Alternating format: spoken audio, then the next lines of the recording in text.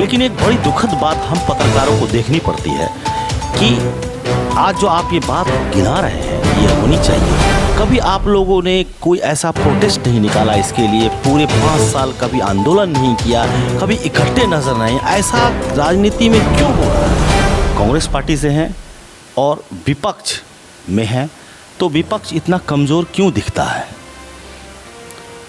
विपक्ष की जहाँ तक बात कर रहे हैं कमज़ोर की, विपक्ष अपना काम कर रहा है। समय आने पर पता चल जाएगा कि विपक्ष कितना कमज़ोर है कि मजबूत है। अभी कांग्रेस पार्टी के द्वारा राहुल गांधी के निर्देश पर पूरे बिहार में 3 जिलों पर एक कोऑर्डिनेटर बनाया गया है, जो इनका काम है कि गांव से लेकर शहर से लेकर जिला तक जो कमेटियां विघटित हैं या जो कमेटियां काम नहीं कर रही हैं या जहां पर कमेटी है लेकिन उसके पदाधिकारी नहीं बनाए गए हैं, उन सभी पदों को भरा जाए और किन लोगों का सिलेक्शन किया जाए, इसका वे लोग घूम घूम कर चुनाव कर रहे हैं ताकि कांग्रेस को बूथ स्तर तक पहुंचाए। कांग्रेस के आरजेडी के साथ नहीं महागठबंधन होगा कि नहीं, इस पे क्या कहेंगे आप?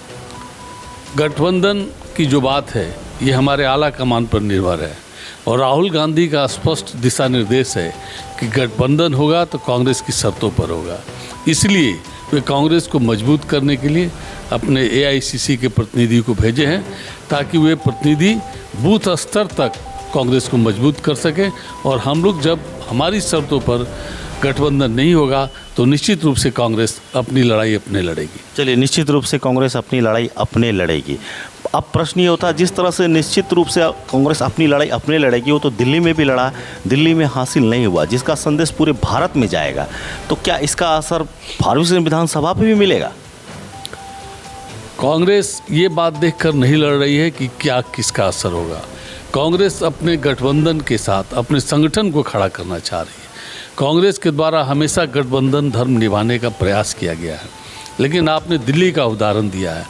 दिल्ली में से पहले केजरीवाल जी हरियाणा में कांग्रेस के खिलाफ, मध्य प्रदेश में कांग्रेस के खिलाफ, गोवा में कांग्रेस के खिलाफ, जहां उनका कोई भी जनाधार नहीं था, उन जगहों पर अपना नुमाइंदा खड़ा करके कांग्रेस को हराने का काम किया। कांग्रेस ने दिल्ली में अपने भरसक प्रयास किया कि मिनिमम 15 सीट पर हम समझौता कर लें और उन सीटों पर कांग्रेस ने अपनी ताकत को भी दिखला दिया कि हम निश्चित रूप से केजरीवाल से, आम आदमी पार्टी से हम मजबूत हैं। लेकिन चलिए ठीक है, बहुत बढ़िया आपने बताया ये बात। आप अब आ जाएं थोड़ा सा अपने विधानसभा क्षेत्र पर।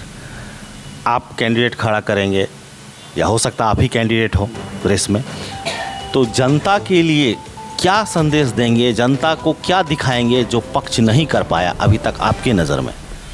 इस एरिया में बड़ी ही दुखद बात है कि विगत 30 वर्षों से लगातार बीजेपी के नुमाइंदे रहे हैं।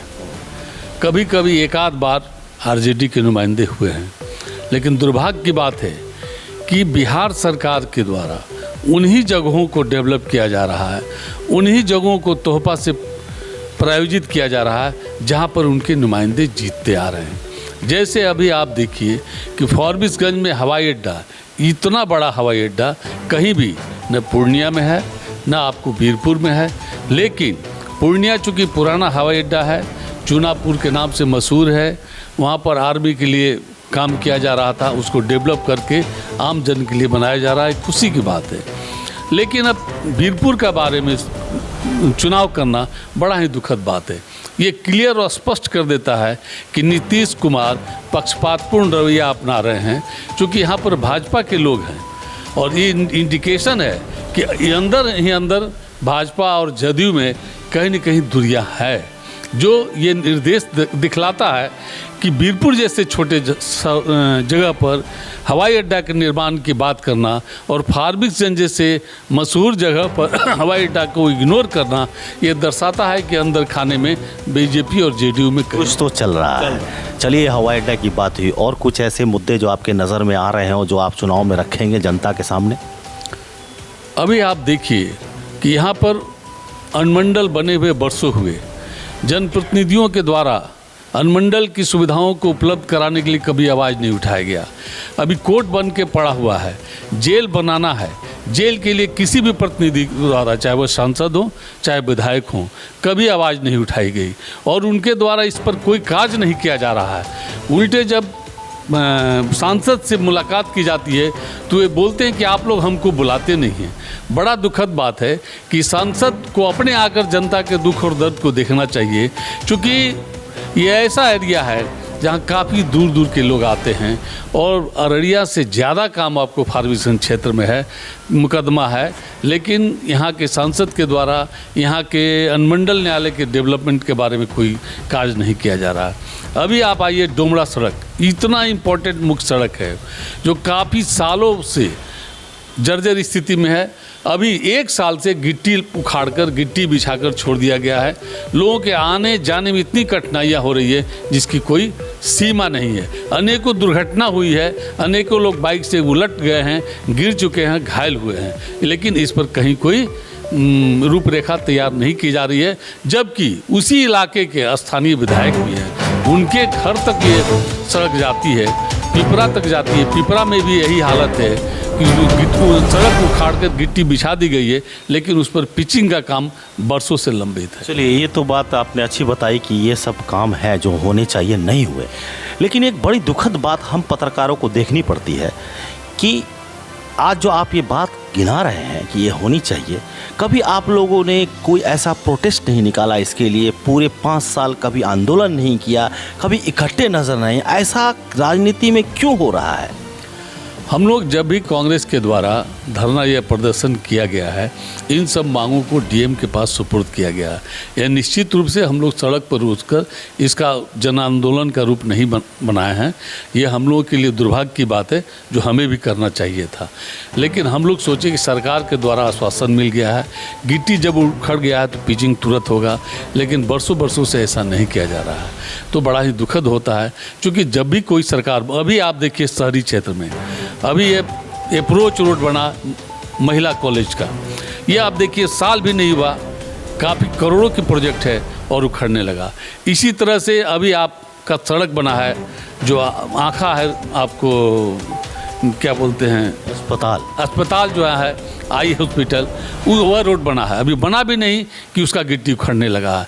तो इस पर भी यहाँ के नेताओं को, यहाँ के जनप्रतिनिधि को, यहाँ के जो सरकारी अमला है उसको ध्यान देना चाहिए। मुझे तो लगता है कि सब अमला मिलजुल कर लूट का उपाय कायम कीजिए। देखिए, हम लोग तो अपना काम बखूबी करते हैं और प्लेटफॉर्म देते हैं आप लोगों को, और हम खबरें भी दिखाते हैं। दरअसल प्रश्न वहाँ उठता है जब विपक्ष मौन रहता है, तो कहीं ना कहीं लगता है कि मौन स्वीकृति विपक्ष की भी है, जो कहीं कुछ मिला हुआ तो ज़रूर है, ऐसा अनुभव प्रतीत होता है। बहरहाल आपने बखूबी, बहुत अच्छे ईमानदारी से आपने स्वीकार किया कि जन आंदोलन होनी चाहिए, जो नहीं हुई। अब आते हैं हम एक मुद्दे के ऊपर, जो मुद्दा ये है कि 2015 में के.एन. विश्वास को टिकट मिला आरजेडी से आपके फर्रुखाबाद विधानसभा में, और 2020 में आपके जाकिर जी थे। जीत का अंतर पहली बार 25,000 वोट से जीते थी बीजेपी, और जाकिर अनवर के समय में 19,000 लगभग वोट से जीती थी। तो ऐसा क्या आप आश्वस्त हैं कि इस बार ये सीट कांग्रेस को ही जाएगा? अगर गठबंधन हुआ तो मुझे पूरा विश्वास है कि यह सीट कांग्रेस को ही जाएगा, क्योंकि आरजेडी भी चुनाव लड़ चुकी है और कांग्रेस भी लड़ी है। तो हमेशा आरजेडी से ज़्यादा वोट कांग्रेस को मिला है, और मैं तो उम्मीद करता हूं कि पूरे ज़िला में विभिन्न जगहों से, जैसे सिकटी है, आपको रानीगंज है, इन सब जगहों पर भी आरजेडी बराबर हारते आई है। तो एक बार कांग्रेस के लोगों को मौका देना चाहिए, ताकि यह देखा जाए कि वो सीट हम जीत सकते हैं कि नहीं जीत सकते। हमारे चैनल के माध्यम से जनता को कोई संदेश अगर देना चाह रहे हो, आने वाले चुनाव के लिए जनता को अपनी बात कुछ कहने की मंशा हो?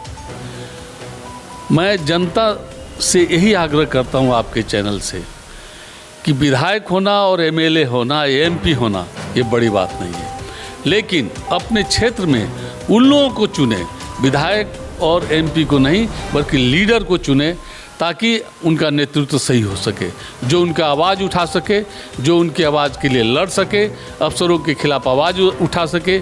अभी आप देखिए कि चारों तरफ लूट मचा हुआ है, लेकिन किसी के द्वारा कोई आवाज़ नहीं उठाया जा रहा। ब्लॉक से लेकर हर जगह, कहाँ नाम लूँ, जहाँ जनता का बिना पैसा दिए कोई काम नहीं हो रहा है। इसके खिलाफ यहाँ के जनप्रतिनिधियों के द्वारा, इलेक्टेड जनप्रतिनिधियों के द्वारा कोई बात नहीं की जा रही है। जीरो टॉलरेंस की सरकार है, लेकिन मुझे तो लगता है कि एक पर जितना जीरो बढ़ाते जाइए उतना जल्दी आपका काम होता चला जाएगा। चलिए, जीरो टॉलरेंस की सरकार, एक पे जितना जीरो बढ़ाते जाइए उतना जल्दी काम होता जाता है। ये हमारे थे अनिल सिन्हा जी, जो बिहार प्रदेश कांग्रेस डेलीगेट थे और काफ़ी वर्षों से इन्होंने राजनीति की है इस विधानसभा क्षेत्र के अंदर, जाने माने हैं। और आखिरी ये क्वेश्चन इनसे पूछ लेते जो आपके भी दिल में होगा, शायद आप सोच रहे हो, क्या आप रेस में शामिल हैं?